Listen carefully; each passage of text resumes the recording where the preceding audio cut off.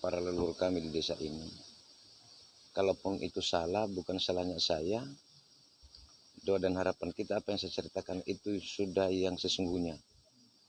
Kan begitu. Jangan sampai kita memberikan cerita itu salah dan cerita itu akan terbawa seterusnya. Nah, seperti itu. Siapa yang pegang kamera? Ini siapa kan mana? Baru dia bisa. Oke, bisa. Oke. Tanya saya apa yang harus Yuk.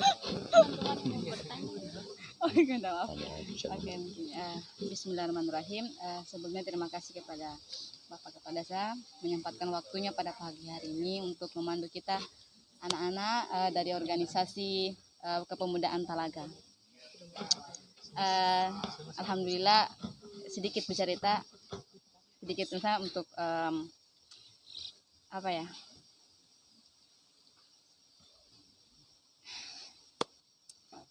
Ulangi. Kronologis ya.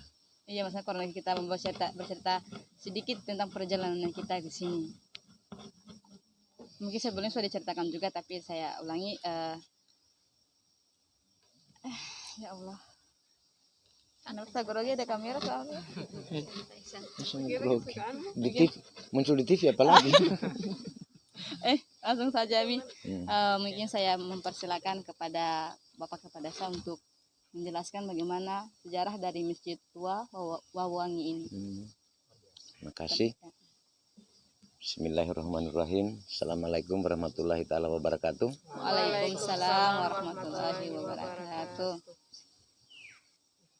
Nama saya Laude Abdul Halim, Kepala Desa Wawangi. Pertama-tama saya menyampaikan ucapan terima kasih dan memberikan apresiasi yang setinggi-tingginya kepada anak-anak saya dari mahasiswa Umbuton ya, khususnya dari keluarga besar Talaga. Ya. Pada hari ini berada di Desa Wawangi. Pada kesempatan yang penuh berbahagia ini saya sedikit menjelaskan kronologis terbangunnya Masjid Tua Wawangi. Jadi Masjid Tua Wawangi ini bermula dari hadirnya Syekh Abdul Rahman Wahid. Pertama, Syekh Abdul Rahman Wahid itu terdampar di Pulau Batu Atas. Lalu perjalanan Syekh Abdul Wahid dari Batu Atas ke Pulau Buton yang besar ini terdapat di Rampea, Kecamatan Lapandewa. Di dalam perjalanan antara Batu Atas Lapandewa itu terdapat titik cahaya. Cahaya itu berada di tempat masjid yang kita sementara berada saat ini. Dan cahaya itu naik menjulang sampai ke luar angkasa. Berdasarkan cahaya itulah sehingga Syekh Abdul Wahid mendirikan masjid pertama di Pulau Buton, khususnya umumnya Sulawesi Tenggara, pada tahun 1527. Jadi hari ini sudah 490, kurang lebih 450 tahun. 490 tahun lebih. Lalu kemudian sebelum ada masjid ini dulu di Pulau Buton, para leluhur kita sholatnya di Ternate. Mereka ke Ternate pada saat itu karena tidak ada sarana prasarana tumpangan mereka ke sana, sehingga para leluhur pada masa itu membangun sebuah perahu yang namanya Perahu Wasalamata. Perahu itu ada juga di desa ini. Kenapa disebut Wasalamata? Saking lajunya salah dipandang mata. Itu fakta, tanpa mesin. Jadi nanti bunyi gendang di Ternate, baru leluhur berlayar dengan perahu Wasalamata. Sebelum salat mereka sudah di sana. Begitu selamanya. Kenapa berakhir di sini itu perjalanan perahu Wasalamata itu adanya Masjid Wawangi. Sehingga para leluhur pada saat itu sholat di Masjid Wawangi. Ini Masjid Bawangi. Masjid yang di bawah angin. Dan Syekh Abdul Rahman Wahid itu merupakan salah satu tokoh pembawa risalah Islam di Pulau Buton. Jadi saya bisa katakan saat ini bahwa awalnya syariat Islam itu disiarkan oleh Syekh Abdul Wahid berada di desa Pabuangi ini. Lalu kemudian melalui perahu Wasalamata itu para leluhur kita bisa keliling Eropa. Jadi leluhur itu mengelilingi Eropa pada masa itu belum ada pesawat melalui dengan perahu Wasalamata itu. Bahkan sampai di Amerika. Itulah yang memotivasi saya membangun jembatan lingkar. Itu ada kaitannya. Karena ketujuh tokoh di Jazirah Pulau Buton ini merupakan salah satu pengeliling Nusantara. Maka disitulah muncul ide dan gagasan. Saya bangun jembatan lingkar itu. Kenapa saya buat bundar? Itu merupakan bola dunia. Di tengah-tengah itu ada restoran 2023 akan dibangun. Anggarannya sudah ada 1,5 miliar dari kementerian. Kenapa itu dibuat bundar? Karena memang kita tahu bahwa pada masa itu para tokohnya kita di Jazirah Pulau Buton merupakan salah satu pengeliling dunia. Gitu. Di dalam itu ada 7 gazebo. Namun hari ini karena di bawah itu belum ada dana kabupaten yang bisa membantu kami, hanya melalui dana desa baru 4 yang ada. Ke-7 toko itu saya sudah siapkan. 7 gazebonya di bawah itu. Jadi semua toko itu sudah ada nama-namanya nanti. Namun kenapa saya belum taruh namanya? Karena masih ada kurang 3. Gitu. Kemudian di Pabuangi juga ini ada benteng.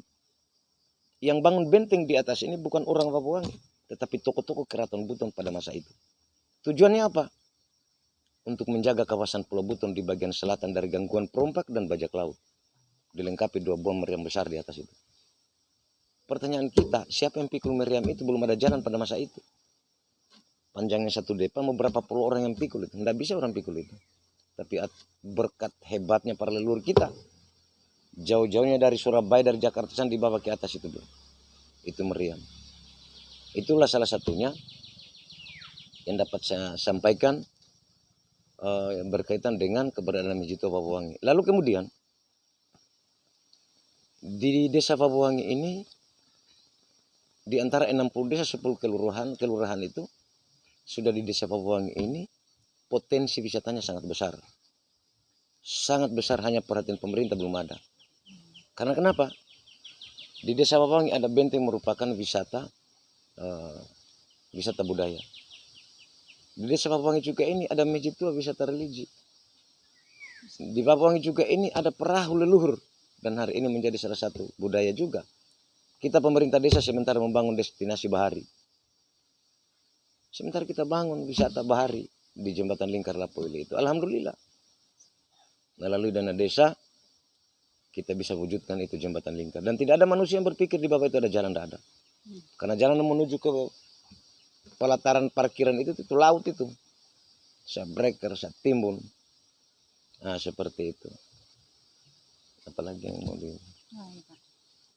Terima kasih. Mungkin ada pertanyaan atau mungkin yang tidak dipahami dari penjelasan dari Bapak Abdul Halim. Pertanyaan mungkin tadi nggak ada? Kalau tidak ada mungkin saya bertanya Pak. Tadi ada dulu. Tadi Bapak menjelaskan bahwa sebelumnya mengatakan bahwa Masjid Bawangi. Jadi mungkin sebelum itu apakah Masjid Tua Wawangi ini sebelum namanya Bawangi atau sudah Wawangi ini, Pak?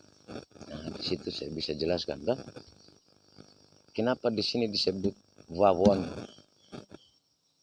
Wawangi ini merupakan salah satu bagian terbentuknya Kesultanan Buton. Karena ada kadinya Wawangi. Kalau tidak, Buton tidak akan menjadi kesultanan. Lalu kemudian Wawangi itu di atas angin. Wawo itu kan bahasa Cia-Cia. Wawo itu di atas. Wawo itu di atas. Jadi ini desa di atas angin. Disebut Wawangi, di atas angin. Masjid ini Masjid Bawangi. Kenapa kemarin saya telepon SKPD di Busel? Hadirnya Jokowi diberikan mandat. Laude Muhammad Jokowi, Kolakina, Bawangi Nusantara. Saya sempat pertanyakan itu. Kenapa tidak disebut bahwa Kolakina Keraton Nusantara atau Kolakina Bolio Nusantara? Kenapa justru Kolakina Bawangi? Kan gitu. Yang menyampaikan itu kan tokoh-tokoh Keraton Buton juga. Bukan orang Bawuwangi itu. Kok justru Kulakina Bawuwangi. Tetapi apa mereka jawab, saya itu merupakan salah satu pertanda ke depan. Bawuwangi itu akan seperti apa kita lihat nanti. Karena cerita garis merah sesungguhnya ini akan keluar nanti. Dan akan ada hadir nanti tokoh-tokoh kita yang akan menyampaikan cerita sesungguhnya terkait Buton. Kemudian di tetangga masjid itu ada makam ya. Makam itu makam bapaknya Sultan. Namanya Lagalunga. Kenapa itu besar? Karena di dalam makam itu ada 7 orang. Pada saat bapaknya Sultan meninggal, pengikut setianya pada waktu itu 6 orang ikut minta dimakamkan bersama. Jadi tidak ada makam di dunia ini 1 orang meninggal 6 orang dimakamkan hidup-hidup. Hanya di Bawuwangi. Kemudian di depan masjid juga itu ada makam, ada semennya itu. Itu makamnya Sultan ke-7 Saparigao. Kenapa dimakamkan di sini? Karena beliau orang di sini. Jadi kalau kita mau cerita sesungguhnya, bahwa kita di Bawuwangi ini keturunan juga. Karena fakta, ada leluhur kita pernah menjadi sultan di Tanah Buton pada masa lampau. Kemudian Masjid Bawuwangi ini didirikan Syekh Abdul Wahid itu pada tahun 1527 itu. Itu tidak main-main. Selisihnya dengan Masjid Agung Keraton Buton itu 15 tahun. Selesai bangun masjid ini, Syekh Abdul Wahid ke keraton, habis itu pulang. 15 tahun kemudian baru datang, baru dibangunlah itu masjid keraton. Dan tokoh-tokoh Keraton Buton sudah pada mengakui itu. Namun pengakuan itu nanti hari ini. Kenapa tidak sejak dulu ya? Ah, begitu. Itu salah satu cerita sesungguhnya yang dapat saya sampaikan. Lalu kemudian cerita itu yang disampaikan oleh tokoh-tokoh kami di desa ini. Kalau memang itu salah, bukan salahnya saya, tetapi kesalahan para tokoh menceritakan ke kita sehingga kita juga bawa kepada anak-anak mahasiswa hari ini. Kalaupun itu benar karena Allah. Kalau salah saya pribadi. Demikian mungkin. Masih ada lagi? Masih ada Pak. Ada. Ya. Ya bagaimana teman-teman? Jika ada pertanyaan atau bagaimana? Lanjut. Ini saya mau bertanya tadi kan Syekh Abdul Wahid kenapa mendirikan masjid di sini karena melihat cahaya gitu. Makanya dari kemarin saya bertanya-tanya kenapa di atas bukit. Padahal banyak yang rendah di bawah tuh. Ternyata itu alasannya. Berarti ini pertanyaan saya, ini sesuai aslinya atau sudah diganti atau bagaimana? Udah. Jadi cerita itu turun dari 8 dewa. Pertanyaan kita, kenapa Syekh Abdul Wahid dirikan masjid di sini? Kenapa bukan di 8 dewa? Kenapa bukan di Kapuntori, bukan di Lasalimu, bukan di Keraton? Kenapa di sini? Alasannya berdasarkan titik cahaya itu. Naik menjulang sampai ke luar angkasa. Lalu kemudian, bahwa masjid berada di sini. Pada saat itu beliau datang diterima, yang terima beliau awalnya itu sudah makam di tangga masjid itu. Tidak ada gejolak, diterima dengan baik-baik. Lalu karena pada saat itu belum ada masjid baru ada di Bawuwangi, Batauga Sampulawa sholatnya di sini, tapi tidak pernah full. Sampulawa Batauga sholatnya di tempat ini, tidak pernah full. Faktanya 4 tahun yang lalu Haji Salim yang punya Hammer Orange di Tanah Abang itu, pada waktu itu bulan puasa naik batal bersama di sini. Lebih 300 orang manusia. Kita sholat orang semua pada lari, mau sholat maghrib. Kenapa lari? Jangan sampai kita tidak dimuat itu dalam masjid. Saya bilang enggak akan full itu masjid. Tapi betul faktanya pada saat kita sholat di saf laki-laki itu masih ada tempat yang kosong, di saf perempuan juga masih ada tempat yang kosong. Itu fakta. Namun sampai hari ini banyak orang sudah tidak meyakini kebenaran masjid ini. Tapi jujur, barangkali saya bisa katakan seluruh wali Allah Indonesia akan berada di sini semua. Wali Allah ada di sini di tempat ini. Seperti itu.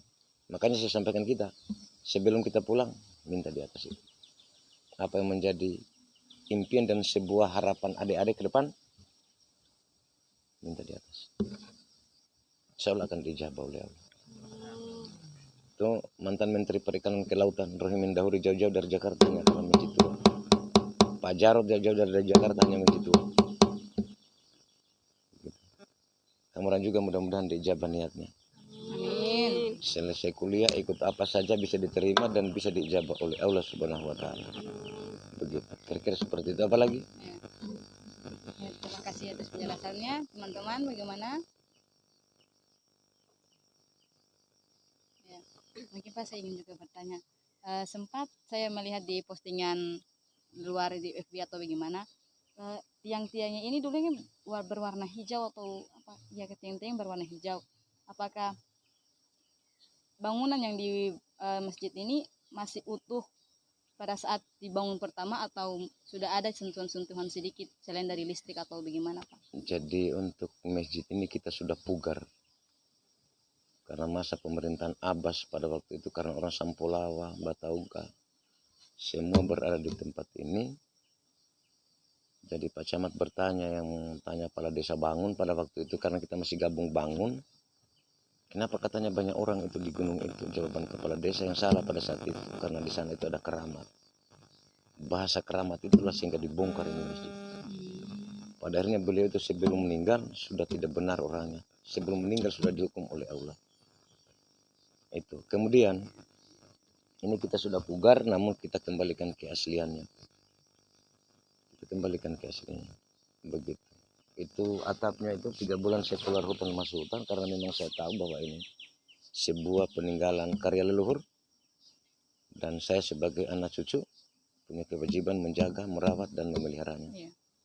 Perlu diketahui, sebelum ada masjid di Pulau Buton ini sudah ada, hanya kebetulan titiknya di Papua, tetapi kita semua merasa memiliki.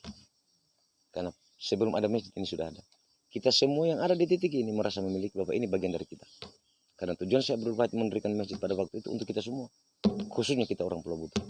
Namun pertanyaan saya, ada ndak anak cucu yang diberikan niat baik untuk menjaga dan melihatnya ini? Tidak ada. Mungkin hanya saya sebagai kepala desa. Saya berterima kasih sama Allah diberikan kesehatan, kesempatan untuk menjaga dan memeliharanya. Hanya itu kebanggaan tersendiri buat saya. Tanpa kita sadar di sekeliling kita banyak leluhur ini. Tanpa kita sadari. Ada yang tembus matanya? Kalau ada yang tembus, kamu bisa lihat. Tidak teka. Betul. Begitu. Jadi mungkin itu yang dapat saya sampaikan. Kalaupun masih ada bisa bertanya. Artinya yang saya bisa jawab. Kalau tidak nanti kamu orang jawab sendiri. Namanya kita sebagai manusia, kelebihan kekurangan selalu ada. Nah, jadi kalau masih ada, kalau tidak supaya kita tutup. Gitu. Siapa lagi? Ya, saya lagi Pak. Lanjut. Sempat masuk di dalam di tiang tengahnya itu ada yang ditutupi kain putih, apa ya, kain ikan putih Kain ya. putih ya. Itu maksudnya apa Pak? Jadi tiang yang pendek yang ditutup kain putih itu, itulah kabelai pertama yang dibuat oleh Syekh Abdul Rahman Wahid pada masa itu. Makanya kita simpan itu. Gitu. Saya potong itu hari. Saya simpan di rumahku. Tapi saya salah kasih orang mungkin. Ada sedikit-sedikit. Karena leluhur tidak setuju. Akhirnya dihilang itu barang. Potongannya di bagian bawah. Saya potong kira-kira ketebalan begini. Saya potong pakai gergaji tapi hilang. Sampai hari ini tidak ada. Mungkin saya salah kasih orang. Karena kayunya kabelai itu saya simpan di dompetku. Tidak ada sejarah di Republik ini. Seorang kepala desa tabrak babi 2 kali. Saya sudah pernah tabrak babi mati, tempat tidak ada yang lama selamat itu. Saya tabrak sapi, putus talinya itu sapi. Saya lempar sampai 6-70 meter. Aspal itu ya. Alhamdulillah atas izin Allah. Musibah ada, tapi alhamdulillah. Biar celana tidak ada yang sobek. Begitu. Ya, karena mungkin masih kita dijaga ya, dilindungi oleh ari-arinya kita. Kira-kira begitu. Barangkali masih ada. Oh, masih ada Pak. Yang tadi dijelaskan ada di kuburan bapaknya Sultan si depan di pengungsi itu sama di yang di apa pondasi itu di semen itu. Ada juga kemudian kuburan-kuburan kecil itu kuburan putri anak-anak mereka. Kira-kira seperti itu. Kalau yang itu saya belum bisa menjelaskan detailnya karena jangan sampai salah. Karena saya juga pada waktu itu belum ada pemikiran ke situ. Sehingga orang tua pada meninggal nanti hari ini baru menyesal. Karena ada pemikiran ke situ belum ada, nanti jadi kepala desa baru ada pemikiran itu. Seperti itu.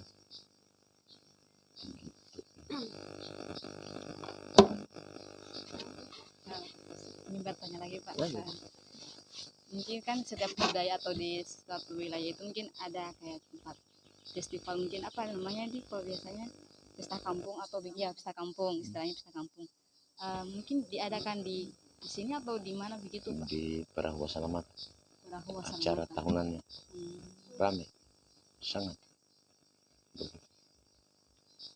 mungkin apakah teman-teman ingin melihat Silakan di Kangkele Perahunya? sana. atau melihat bentengnya atau gimana? Kalau perahunya itu luar biasa.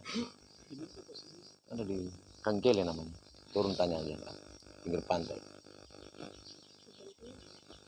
Ada di Kangkele.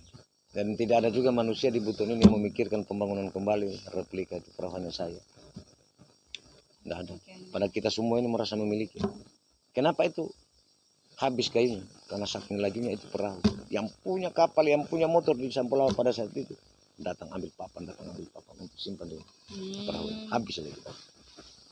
Begitu. Kenapa pada waktu itu? Karena sudah adanya Masjid Wafabuangi ini sehingga orang Buton sudah tidak sholat di Ternate. Makanya Sultan Ternate waktu itu mengutus orangnya untuk ke Keraton Buton. Begitu informasi itu masuk ke keraton, sehingga keraton pada waktu itu mengutus Sangya Pambulu untuk memancing ikan di Sangya Pambulu sana. Tiba-tiba waktu itu datang utusan Ternate, ketemulah dengan Sangya Pambulu. Ditanya, katanya kita mau kemana? Kita mau ke Keraton Buton. Tujuannya apa? Untuk mempertanyakan Buton ini kenapa tidak sholat lagi di Ternate. Jangan-jangan Buton ini sudah memiliki ilmu. Apa kata Sangya Pambulu pada waktu itu? Kalau persoalan itu katanya biar tidak usah ke keraton. Kita nilaian juga ini kita bisa uji itu. Kita bisa uji ya. Sehingga diujilah waktu itu kelebihan Buton dengan Ternate. Jadi yang sholat pertama waktu itu utusan Ternate. Begitu selesai sholat berubah jadi bayi di atas sejadah. Giliran Sangya Pambulu sholat, selesai sholat berubah jadi setetes air mani. Pulanglah mereka. Ternyata Buton hebat. Jangankan isi keraton, nilaiannya saja sudah luar biasa. Tapi mereka tidak tahu bahwa itu utusan keraton. Nah itu, pulang mereka, tidak lanjut ke keraton. Seperti itu ceritanya. Boleh Pak, bertanya lagi Pak. Pernah dengar cerita juga katanya di dalam itu ada air, apakah di dalam guci untuk itu?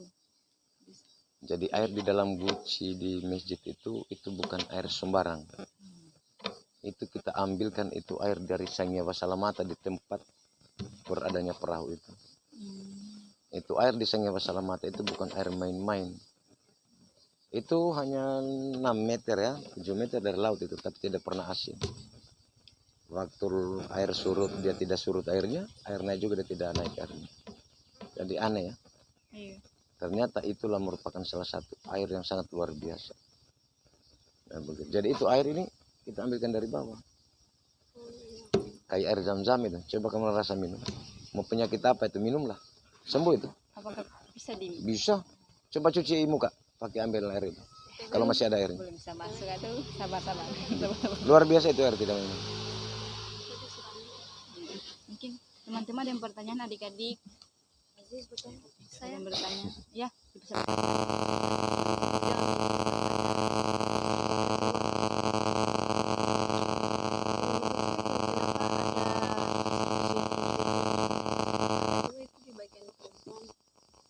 Di tempat imam atau tempat apa?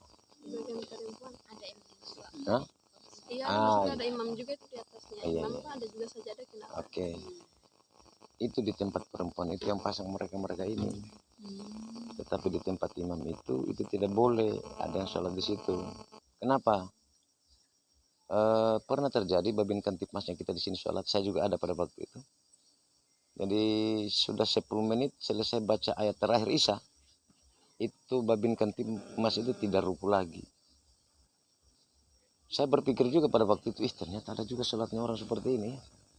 Begitu selesai sholat saya tanya, Pak ini saya mau tanya dulu ini. Tadi itu lama sekali itu kita selesai baca ayat terakhir itu baru kita ruku. Jawabannya jelas. Nah, bagaimana saya kepada desa mau ruku? Begitu saya buka mata, ternyata di depan saya juga ada imam sorban tinggi besar. Jadi nanti dia ruku itu imam baru dia ikut ruku lagi. Dari tadi sudah 10 menit lebih malah dia tidak berani ruku. Nah, gimana di depan juga ada imam. Nah, seperti itu. Makanya sejadah di depan itu selalu kita simpan dan tidak boleh orang salah di situ. Nah, itu ceritanya. Kalau di tempat perempuan itu mereka ini yang taruh. Tapi kalau di sini kita hanya mau datang berdoa saja. Makanya kamu orang datang di sana. Minta apa maunya kamu orang. Gitu. Siapa lagi? Saya Pak. Ya, silakan. Ya kan sholatnya dikasih mati lampu, kenapa tidak dikasih nyala? Ya, Iya, betul. itu makanya itu kita kasih mati. Gaib itu kan jelas. Tuh? Gaib itu jelas. Itu afdalnya. Afdalnya. Makanya ketika kita di sini mau salat, mau zikir, matiin lampu semua. Tapi ketika ada sesuatu yang kita dengar, yang penting kita beriman. Yang penting kita beriman. Insya Allah kita bisa mendapatkan petunjuk. Begitu. Kan beda itu dia terang kita lihat orang dengan tidak. Dan afdalnya, khususnya itu pada saat kita matiin lampu. Karena kita di sini masih percaya adanya gaib. Udah? Cukup, teman-teman? Tidak ada pertanyaan? Ya. Nah, kamu silakan lagi. Bertanya. Selagi kita masih di sini. Sebetulnya Pak, apakah ada kuburan-kuburan lain selain di depan masjid? Bagaimana? Kuburan-kuburannya selain di depan masjid ini.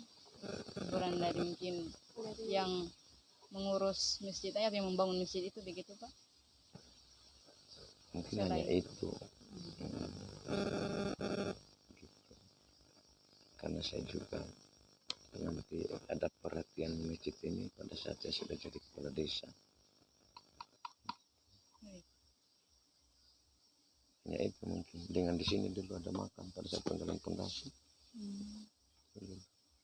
Di sana juga itu ada makam. Kita tidak tahu makamnya siapa. Gitu. Ya, mau bertanya? Ya, silakan. Alasan sendal itu simpan di bawah sebelum batu kapur itu Kita hargai. harga yang kuburan. Dulu tidak boleh main-main di sini. Dari luar sendal tidak boleh masuk dalam. Simpan di luar. Tidak berani orang pakai payung di sini walaupun hujan. Dulu ini di foto tidak diambil kamera. Tidak diambil kamera. Jalan di sini jangan hati-hati, jangan sampai sentuh. Dulu kalau kapan sentuh batu kayu, batu di makam ini pulang mati. Jangan ada bahasa, jelek paling masih itu banyak fakta. 1 minggu mati. Dia main-mainin di sini. Ini berapa hari lagi? Kita ini kenapa itu simpan di situ sendal kita hargai. Karena di desa Bawang hanya di titik ini ada batu kapur. Selebihnya tidak ada batu kapur di desa Bawang, hanya di titik ini saja. Enggak ada di desa Bawang batu kapur, hanya di titik ini. Coba kamu nanti sebelum pulang ke depan itu, toki-toki itu tanah itu, bolong itu. Toki. Atau kamu jalan gini, di pinggir kayu depan itu di bagian kesananya, coba kamu lubang di bawah. Nggak tahu lubang apa, nanti kita lihat ke depan. Gitu. Mau bicara harta karun sudah di tempat ini. Saya juga itu belum tahu itu. Pokoknya di depan itu toki begini, dia bolong. Kayaknya begini. Begini. Nggak tahu di bawah apa, nggak tahu. Gitu.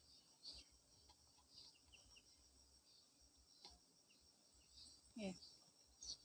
Apa lagi? Masjidnya memang sudah tidak ada rencana sudah harus dipatok seperti ini lagi, tidak ada yang mau ditambahkan, sudah memang harus seperti ini. Kan biasa setelah kita masjid ya ada kubah mungkin. Kalau tembus matanya kamu orang bisa tahu berapa kubahnya. Tidak main-main. Berapa kubahnya? Ada juga mungkin yang tembus tapi tidak sampai. Ngeri. Harus ada juga kan waktu yang tembus tapi dia hanya bagian dasar saja. Kalau hal begitu mereka tetap tembus. ngeri ini. Banyak kubai emas ini. Tidak main-main, iya. Karena di Pulau Buton pada masa lampau ada sangia. Tahu sangia itu? Keramat ya? Sangi. Iya. Sangia itu tempat keramat. Di Pulau Buton ini ada keramat dan pada masa lampau itu hanya segelintir orang yang tahu. Sangia itu berada di mana? Berada di antara langit dan bumi dan ada di desa Papuang ini. Yang namanya, tapi saya tidak pernah sebut itu. Pemali juga. Oh, Ada di desa ini. Di desa ini ada sangia di sana. Tempat perkampungan leluhur pada masa lampau. Di sana itu hanya 2 rotan yang tumbuh. Mati hidup. Tidak pernah banyak. Rotan itu tangga. Tangga turun naiknya para wali Allah. Gitu. Luar biasa. boleh sejarahnya. Iya. Jadi kira-kira seperti itu nah. Ayo. Kebetulan saya juga buru-buru Oh, iya, Pak. mau turun kerja di bawah. Jadi sebelum saya akhiri terlebih dahulu saya menyampaikan permohonan maaf. Iya. Kalaupun ada, artinya tentunya saya sebagai manusia biasa mempunyai kekurangan ya. Kalau ada kata kalimat, sikap tutur kata, ada yang tidak berkenan di hati, adik-adik semua, anak-anakku semua, mohon agar kiranya di tempat ini saya dimaafkan. Billahi Sebaliknya, Pak. taufiq wal hidayah. Wassalamualaikum warahmatullahi taala wabarakatuh. Waalaikumsalam warahmatullahi wabarakatuh. Jadi saya pamit dulu Iya, nih. Pak. Terima kasih, Pak. Sama-sama. Oh, kita bisa foto bersama. Spanduk, ambil spanduk. Terima kasih. Baiklah, saya di sini akan menunjukkan di mana makam bapaknya Sultan dan Sultan ke-7.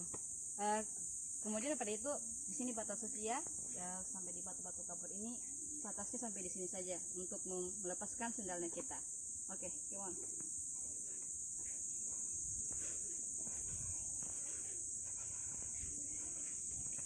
Ya, inilah kuburan dari bapaknya Sultan yaitu namanya La Galunga. Di sini dikuburkan juga dengan 6 pengikut setianya dikubur hidup-hidup. Seperti yang dijelaskan tadi Bapak Abdul Halim. Bisa dimaju mungkin di zoom atau gimana? Masih bebatuan masih. Ya, di kuburan lama. Kemudian lanjut di kuburan di sebelah sana. Itu boleh lewat sini. Oke.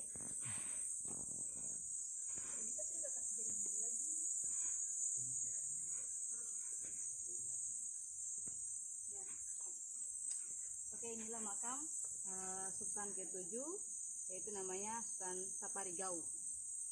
Ya, sini dimakamkannya dan makam-makam yang di kecil-kecil ini adalah makam putri. Seperti yang dijelaskan tadi putrinya entah mungkin putri dari anak-anaknya atau putri kurang infonya itu belum terjelaskan sampai kita mengeluarkan mungkin infonya yang ini tapi tidak jelas gitu. Itu tidak benar maksudnya. Mungkin itu dari saya menjelaskan ini kuburan dari yang dijelaskan dari Pak Desa tadi. Saya akhiri dengan ucapan billahi taufiq hidayah. Wassalamualaikum warahmatullahi wabarakatuh.